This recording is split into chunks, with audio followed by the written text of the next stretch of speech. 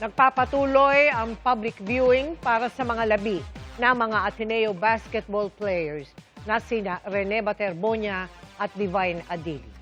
Ang hometown ni Baterbonia may isinusulong na resolusyon para sa kanya, habang ang ama ni Adili nag-asikaso pa ng mga dokumento para makapuntang Pilipinas mula Nigeria. Nakatutok si Oscar Oida. Tuloy ang pagluluksa para kay Ateneo student-athlete Divine Adili sa Arlington Memorial Chapel sa Quezon City.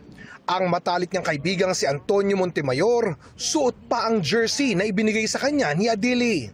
I remember poking one of them because he said, "Bro, you're a bona fide celebrity now. You're in the UAAP." But none of that changed. Isa rin sa nakidalamhati ang kapwa Nigerian at basketballistang si Prince Eze na nakasama noon ni Divine sa national basketball team ng Nigeria. Minsan din naglaro si Prince sa University of Perpetual Help. All of us feel shocked about what happened, and I mean we try to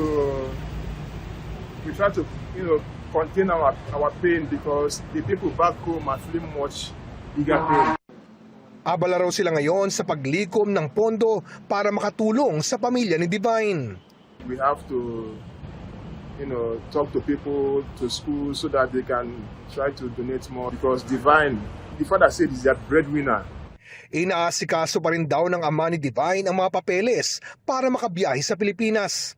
Nakikiusap naman si Prince sa publiko na hayaan munang tumakbo ang investigasyon sa pagkalunod ni Adili at Rene Baterbonia sa gitna ng training.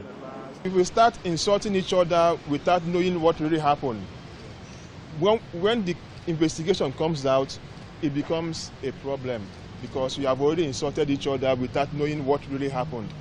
So I suggest that everybody should calm down. Nagpapatuloy rin ang public viewing para sa teammate ni Adili na si Rene Baterbonia sa kanyang hometown sa Talacogon, Agusan del Sur. Isinusulong ng kanyang hometown na Talacogon ang isang resolusyong nananawagan ng transparent, patas at masusing investigasyon sa kanyang pagkamatay. Gayon din ang pagdedeklara sa araw ng June 8 bilang Rene Clerk Baterbonia Day, bilang pagkilala sa kanyang dedikasyon, disiplina, pagmamahal sa pamilya at sports at sa karangalang ibinigay niya sa kanilang bayan. Oscar Oida, Nakatutok, 24 Oras.